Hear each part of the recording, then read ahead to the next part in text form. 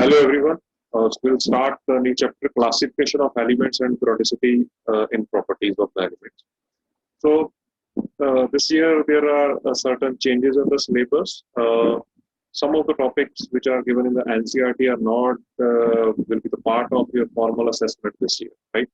So your syllabus starts from modern periodic law this year for 2021 and ends at the nomenclature of the elements with atomic number greater than 100. It includes the periodic trends in it and only the modern periodic table. That is the long form of periodic table, right? So we'll discuss some brief history why there was a need to classify the elements first of all. So before 18th century, there were a few elements were known at that time. It was very easy to study and remember the properties of elements individually. But as the counting increases, it was difficult to remember the properties of so many elements. So as of date, we are dealing with 118 elements, and the counting is still going on because the discoveries have not been stopped yet for these elements. Okay. There were many attempts made by the scientists, and the most fruitful attempt was the Mendeleev's periodic table, and that was based on the atomic mass. Mendeleev's periodic law uh, was based on the atomic mass of the elements, and it states the physical and chemical properties of the elements are the periodic function of their atomic masses.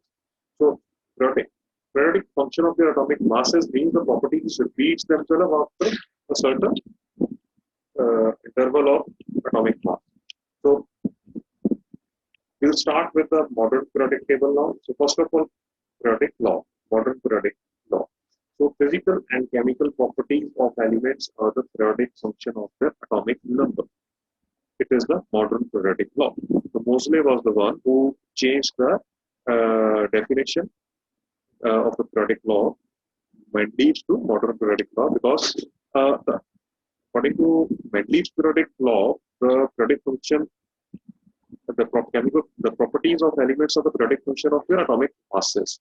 But because the properties are depending on the bonding structure and other properties which so the behavior of the element based on the number of valence electrons. So it is the atomic number which impacts the properties, not the atomic mass, because neutrons and protons are in the nucleus and they are not going to participate in the reaction. So modern periodic law states physical and chemical properties of elements are the periodic function of their atomic numbers. Now there are some structural features of the modern periodic table. It includes vertical and horizontal lines. The vertical rows, this 1 to 18 downward, the vertical rows, these are known as groups. So there are 18 groups of modern periodic table. Now,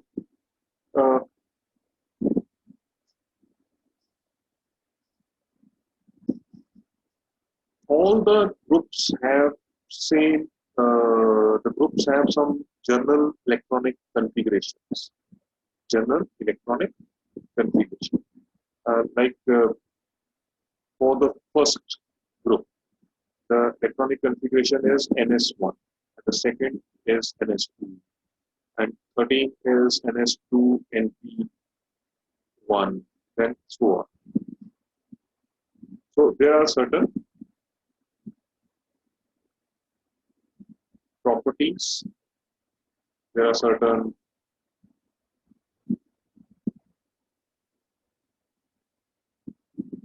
similarities in the elements in a group, right?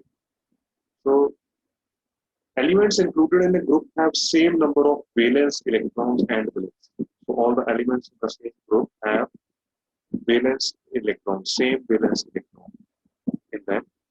The elements in a group are separated by some definite gap, like here the gap of 2, then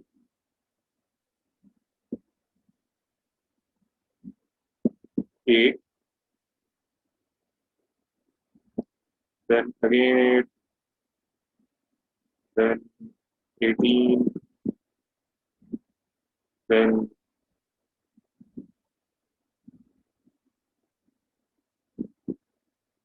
32,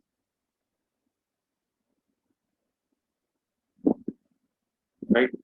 So they have certain gaps. This 2, 8, 8, 18, 32 is the magic number which is used. So the physical properties such as melting point, boiling point, solubility have some systematic pattern in the groups. The element in each group have generally similar chemical properties because they all have same general shell configuration. So how they have general shell configuration same. Uh, like in case of uh, this first group, we'll see this here is NS1. So they all have S1. It means one electrons in their valence shell. All have this first group. All elements have one element there. One electron in their valence shell. Like here in this case, the general electronic configuration is NS2 17th group, NS2 NP5. So it means there are 5 electrons in the P, and only one orbital in the P is half filled, unpaired. So rest all are filled. So it is the valence shell configuration which decides the chemical properties. Now we'll talk something about this periods. So there are 17 periods. So in general, the periods are resembling the shell number, basically principal shell number of the elements. So like the first period, the electrons are entered into the first principal shell. In the second period, the electrons are entering into the second main energy shell. In the third period, the electrons are filling, the valence electrons are in the third principal shell, and fourth, and so on. And in the seventh, they are in the seventh main shell.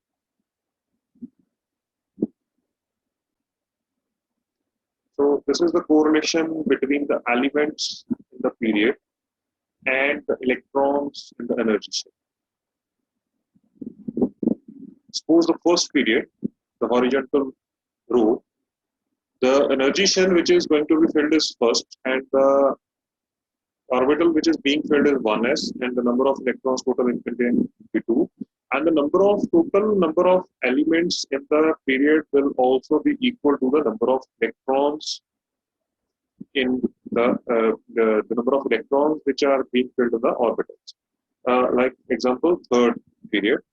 So third orbital is third energy shell is going to be filled, and the orbitals are which are going to be filled are 3s and 3p. So 2 in S and 6 in P. 2 in S, 2 electrons in S orbital and 6 in P, 3p. So total 8 are there. So 8 elements should be there in the third period. For example, in fifth, the main energy shell going to be filled is fifth, and the orbitals which are being filled are 5s, 4d, 4p. So 2 electrons in S, in 4d 10, and in 5p 6. So total 18 are there. So 18 elements should be there. And in case of seventh period, the energy shell to be filled is 7th, and orbitals being filled are 7s, 5f, 6p, 7p. So 2 of S, 14 of F, 10 of P, and 6 of P, total 32 elements are there. So this is the relation in between the period and electrons in the energy shell and the elements present in the period. Now, the first three periods are known as the short periods, and the next four periods are the long periods, right? So because they contain 18, 18, 32, 32 elements. So there are two horizontal rows at the bottom of the periodic table you have seen, uh, which contain 14 elements in them. And the first row is known as lanthanoids and the second row is actinoids.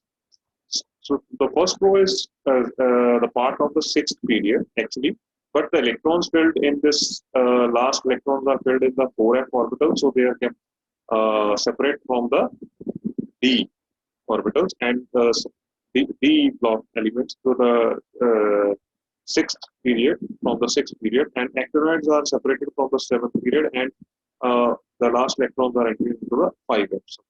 So general characteristics of periods are the electrons are filled in the same valence shell in the main energy shell. So all the elements in a period have same main energy shell.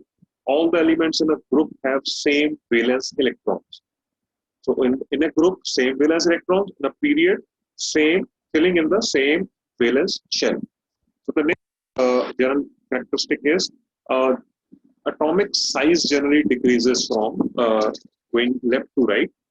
So this will study later on why it is decreasing, because the electrons are filling in the same valence shell, and nucleus is getting more and more protons on the same time, and the main energy shell is same. So the effective nuclear charge increases as we move from left to right.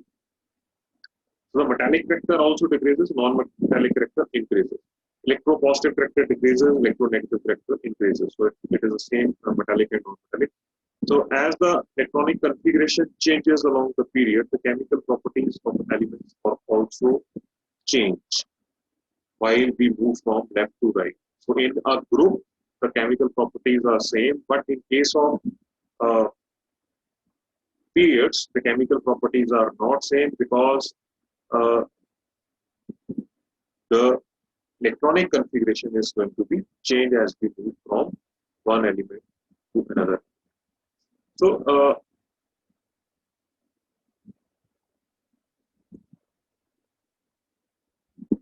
next is the division of elements on basis of the electrons filled in their last shell. So basically, so we have four different segments: S block elements, P block elements, D block, and F block elements. So F block elements are the first two groups. S block elements are the first two groups. So electronic configuration, general electronic configuration for these groups are NS1 and NS2, right?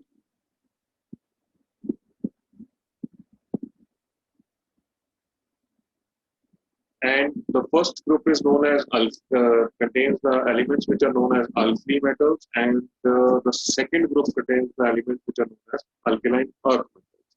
So all the elements in the S block are soft metals. They have low melting and boiling point. They are very reactive in nature and cannot be found in a free state in the nature. So they always exist in the combined form. So they show +1 and +2 oxidation state. Alkaline metals +2 and alkali metals +1. So they are good reducing agent and very reactive. They are good reducing agent, good conductor of heat and electricity. So the next type of elements are the P block elements. So they include both metals and non-metals in them, and also the semi-metals. Metalloids is also part of P block. The compounds of these P block are generally covalent in nature, whereas the S block elements are ionic, except lithium and beryllium compounds, which are covalent.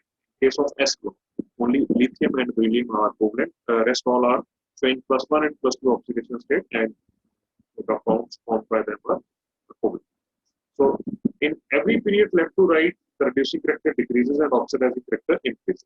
Right? In case of P block elements, so the non-metallic character increases basically. So group number 18 are the noble gases, which are the part of this. 17 are the halogens, and 16 are the chalcogens. 16 group is oxygen, sulfur, selenium.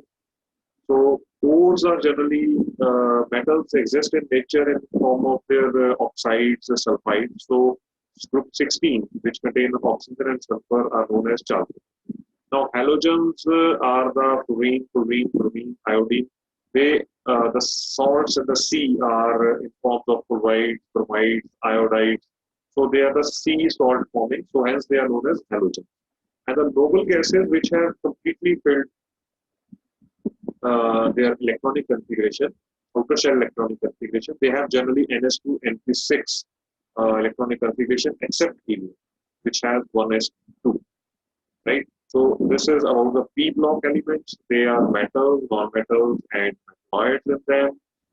As we move left to right, the electronegative character increases and electropositive decreases, non-metallic character increases, metallic character decreases. The oxides of the most of the elements of p block elements are as big in nature.